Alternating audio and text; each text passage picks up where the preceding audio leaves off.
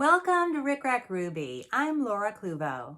Today we will be making this applique angel ornament. She's fun and easy, so let's get started.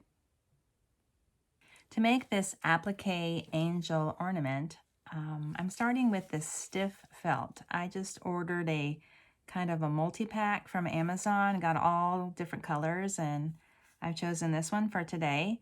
The sheets are 9 by 12.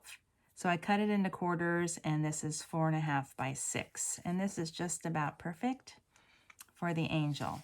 Then I chose 3 fabrics. This is the wings, this is the dress, this is the arms or the sleeves. And I cut a 5-inch square of Heat and Bond Ultra Hold and just fused it to the back of each of these.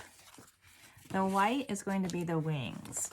And for the wings, I'm going to cut out a butterfly shape with a die cutting machine. You don't have to use this exact same shape. You can do a wing, you can do a semicircle. I had this butterfly and I thought it was about the right scale, and it really did look good. This is a little bit less than 4 inches across, and about 2 3/4 from the highest point to the bottom. You do not have to have this exact thing, and you can even fold it in half and just cut it out by hand if you like. So I will use my die cutting machine. I'll cut this out. Also, I want to mention that I cut these 5-inch squares. I like to have a little bit of freedom in how I place some of the shapes. And so there is a little bit of waste. All right, so I'm going to cut this out. I'll be right back. Here we go. That looks good. And now I'm going to peel the backing from this. I like to kind of score it, and it makes it a little bit easier to get that backing off. And then I'll go over to my iron and fuse it to the felt. I'm going to put it way up close to the top because I know I don't have a lot of room. I still need room for the dress and the arms here. So I think that looks about right. I'm going to fuse it and I'll be right back. Here we go. I love this Heat and Bond Ultra Hold. It works great. I've threaded my machine with red thread, and I have set my decorative stitch to a blanket stitch. It's actually like a triple stitch, so it goes back and forth a couple of times. And I'm going to blanket stitch by machine around the outer perimeter of the wing shape. Here's how the wings look. Now we're going to talk about some patterns. For the dress, I cut a 5.5-inch circle, and then I cut it out and folded it in half here, and then just kind of angled it out like this. The height of the dress is 3 inches, and then this goes out also about 3 inches. I cut a little scoop out of the neck, but you don't really need that, to be honest. Then I traced it onto a file folder and made a pattern from that. So I'm going to make my dress from this reindeer print. And one thing I learned is that they go in all different directions, north, south, east, and west. And so I want to be sure when I cut this out that I don't want everything to look upside down. So for instance, here's a nice, strong, dark figure, and that one's definitely going to show. So I'm going to make sure that I put that in a place where it's going to be right side up, and it's going to be very evident in the completed skirt. Actually, I think this one's also going to show, and it's upside down, but it's not quite as strong as this one. So I'm going to trace this with a pencil and cut it out. Here we go. That looks good. So I'll score it, and then I'll peel the paper off the back, and then I'm going to fuse it to the felt about like this, so that the point in the bottom of the butterfly kind of corresponds with the center of the dip there. Right there, I'm going to fuse it. Looks like this. And once again, I'm going to stitch around the outside with a decorative stitch. I'm going to use the same one, this triple blanket stitch, all the way around the outside. Here is how the dress looks on top of the wing piece. And now let's talk about the patterns again. I'm going to use this red print for the sleeves, and this is enough for several sleeves. And I just want to show you that I originally started with this oval. It is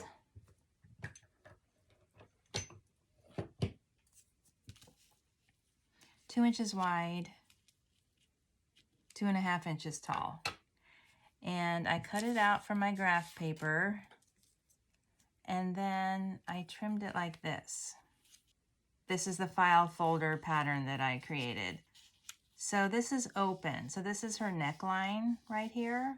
And then this is in between her sleeves, so her hands go in here. So these are like the cuffs of the sleeves, and this is the neckline. I hope that makes sense. It's all made from an oval. So it doesn't really matter if I'm, doing it from the front or the back. There's no real direction to this print, so I'm going to save some fabric and just put this on the back. Draw around it with my pencil and cut it out and fuse it over the dress. I have this cut out and I peeled the backing paper off. I'm going to place it like this. Now remember, the V here is like a neckline, and then this is like the cuffs. That looks about right. I don't need to measure it. You can just kind of tell that the tips of these shoulders go right there on the edge of the dress, and then the V comes down like that. Here's one other thing. I have these felt hearts that are going to become her hands. Can you see it? They're going to be sort of like mittens.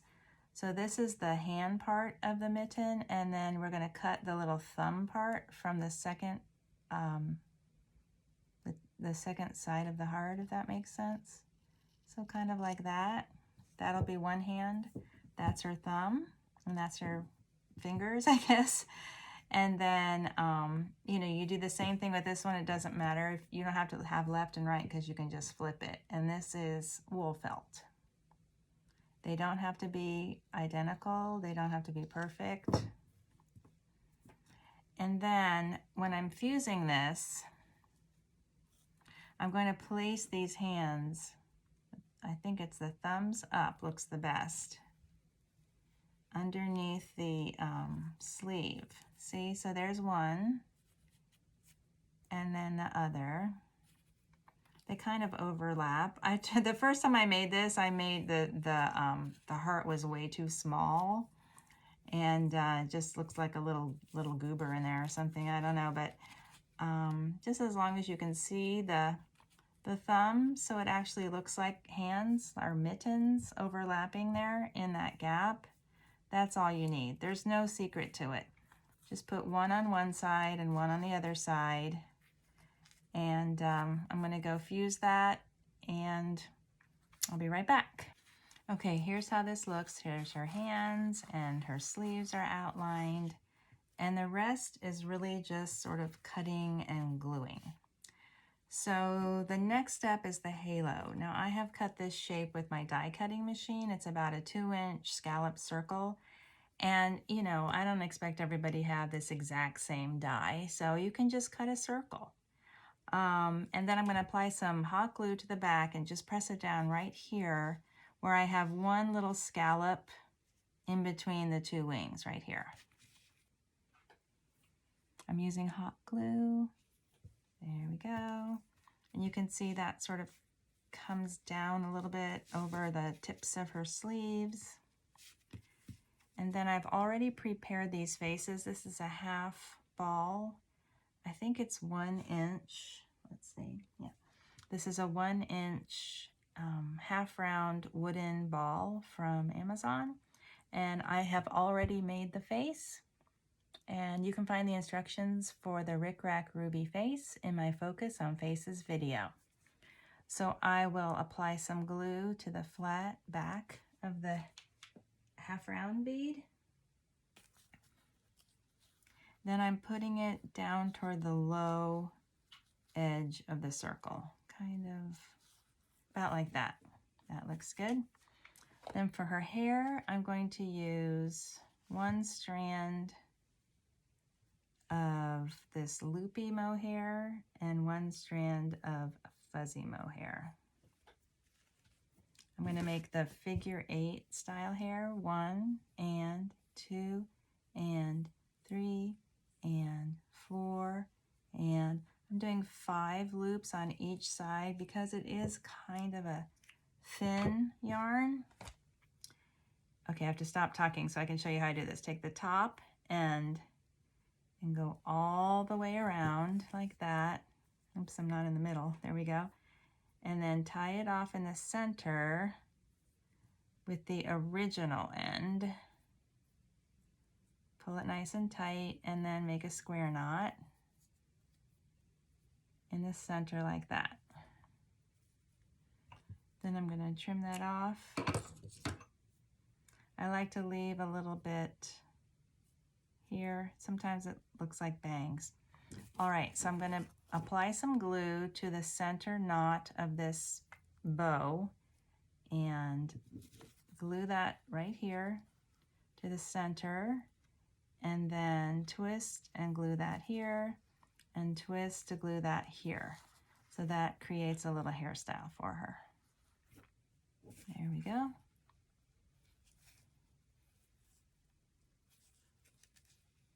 So that little center is glued.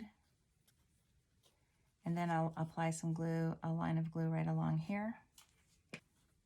And then twist toward the back. Good. And then a line of glue along here. And twist toward the back and press into the glue. That looks cute. Here we go. There we go. Now at this point I can cut it out. So I'm going to cut out about 1/8 of an inch around the edge. I'm just going to use my big scissors for this.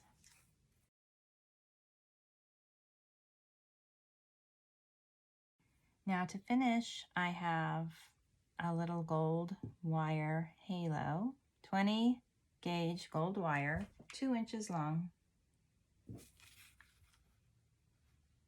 And glue the halo like that, just into her hair on either side. And then this little bow goes right here under her chin. This actually goes over the bottom edge of that yellow halo. And of course, you know, you can make any color, any fabric, any background, you know, any color you like. Finally, I'm going to sew a hanging loop with a red and white baker's twine. Whenever I was cutting out the border around the edge, I made a little, you know, edge around that top scallop. Just want to make sure I have something fairly substantial to sew through for the hanging loop. I'll tie off the ends together into an overhand knot like that. Trim. And we're done. That looks really cute. I'll show you another example. Let's see.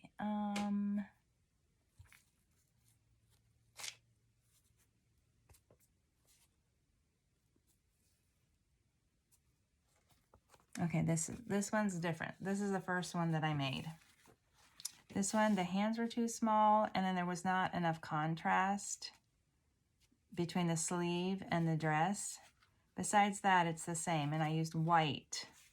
And I just thought it was a little bit more fun to use the hot pink for the foundation. Besides that, they're about the same. Oh, I did use different fabrics, of course. These are different, but anyway, we're done. Yay. Thank you for watching my video. If you're enjoying my tutorials, please like, share, and subscribe.